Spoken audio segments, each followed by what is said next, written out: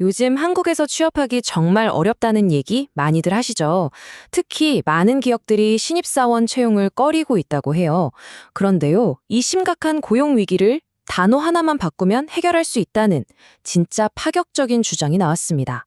오늘 이 흥미로운 이야기에 대해 한번 깊이 들어가 보죠. 모든 이야기는 바로 이 질문에서 시작돼요. 열심히 준비해서 사회에 첫 발을 내디디려는 청년들은 이렇게나 많은데 도대체 왜 기업들은 이들을 외면하는 걸까요? 그 이유가 뭘까요? 먼저 지금 고용시장의 현실부터 좀 짚어볼게요. 신입 대신 경력직을 선호하는 이 거대한 흐름이 어떻게 만들어지고 있는지 그 속사정부터 한번 살펴보겠습니다. 사실 기업들이 내세우는 이유를 들어보면 지극히 현실적이에요. 첫째, 신입을 하나부터 열까지 가르치는데 시간과 비용이 너무 많이 든다는 거죠. 둘째, 당장 현장에 투입해서 성과를 낼 수 있는 준비된 인력, 즉 경력직이 급하다는 거고요. 마지막으로 요즘 세대는 관리가 어렵고 쉽게 회사를 그만둔다는 좀 그런 부정적인 인식도 한몫하고 있습니다. 근데 이 문제가 정말 심각한 건 이게 더 이상 일부 대기업만의 얘기가 아니라는 점이에요. 이제는 중소기업까지 말 그대로 한국의 경제 생태계 전체로 신입을 외면하는 현상이 번지고 있다는 거죠. 자, 그럼 이 문제를 어떻게 봐야 할까요? 여기서부터 한 연설가의 아주 독특한 진단이 시작됩니다. 그는 이 채용 위기가 단순한 경기 침체 문제가 아니라 한국의 산업화 시대 자체가 끝났다는 걸 보여주는 거대한 신호라고 주장합니다. 이 연설가의 핵심 주장이 바로 이 한 문장에 다 담겨 있어요. 그러니까 과거의 성공 공식으로는 더 이상 미래를 열 수 없다는 거죠. 이제 완전히 새로운 판을 짜야 할 때가 왔다는 뜻입니다. 연설가는 산업화 시대의 인재상을 일꾼이라는 단어로 정의하는데요. 화면에서 보시는 것처럼 일꾼은 생존, 그러니까 먹고 살기 위해 돈을 버는 사람을 뜻해요. 그리고 그는 이 모델이 이제 완전히 구식이 되었다고, 시대에 뒤떨어졌다고 선언합니다. 그렇다면 이 낡은 일꾼의 시대를 대체할 새로운 대안은 뭘까요? 자, 지금부터가 이 이야기의 하이라이트입니다. 연설가가 제시하는 아주 파격적이면서도 흥미로운 해법을 한번 살펴보시죠. 그는 정부가 나서서 새로운 법을 만들거나 무슨 정책을 바꾸는 식의 해결책을 이야기하지 않아요. 해법은 우리 생각보다 훨씬 더 깊고 근본적인 곳에 있다고 말하거든요. 놀랍게도 그의 해법은 무슨 거창한 계획 같은 게 아니에요. 모든 변화는 우리가 매일같이 사용하는 단어 하나를 바꾸는 것에서 시작된다고 주장합니다. 자, 드디어 그 해법이 공개됩니다. 바로 이거예요.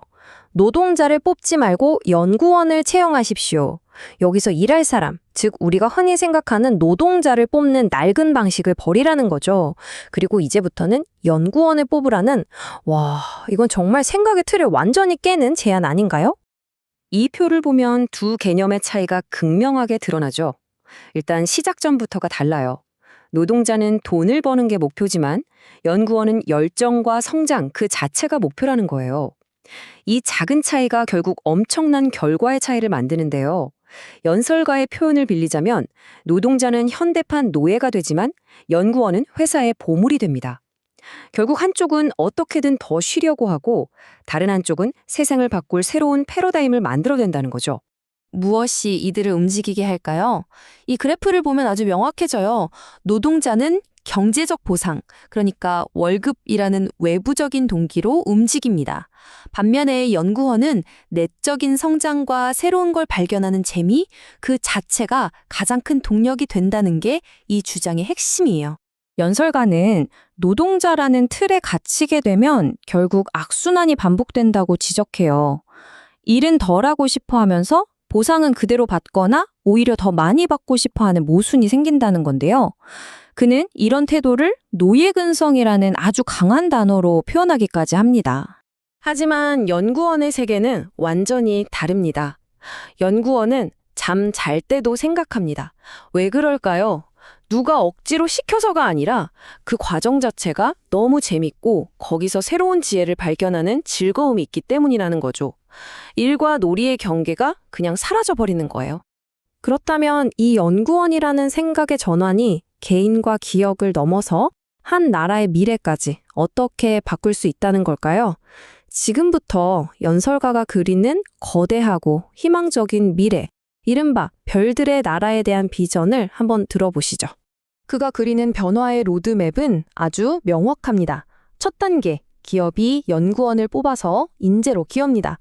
그럼 두 번째, 이렇게 성장한 개인들은 각자의 자리에서 반짝반짝 빛나는 별이 되는 거죠. 세 번째, 이 별들이 모여서 대한민국 전체를 환하게 비추게 됩니다.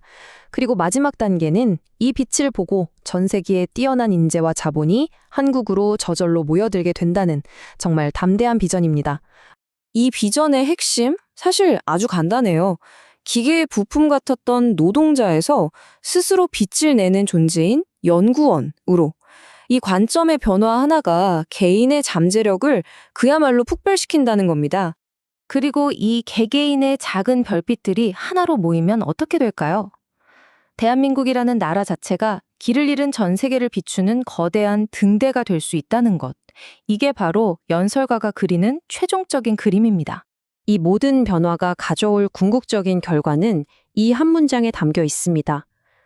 우리가 빛나면 세계의 인재들이 일로 찾아옵니다. 돈을 들고. 이건 더 이상 우리가 해외로 나가서 힘들게 경쟁할 필요 없이 세상이 먼저 우리를 찾아오게 만들 수 있다는 강력한 자신감의 표현이죠. 자, 오늘 이야기는 여기까지인데요. 노동자 대신 연구원을 채용하자는 이 제안, 여러분은 어떻게 들으셨어요? 솔직히 너무 이상적인 거 아니야? 하고 생각하실 수도 있겠죠. 하지만 말이에요. 이 단어 하나를 바꾸는 작은 생각의 전환이 정말 한 국가의 미래 전체를 뒤바꾸는 거대한 나비 효과를 일으킬 수도 있지 않을까요? 한 번쯤 깊이 생각해 볼 만한 질문인 것 같습니다.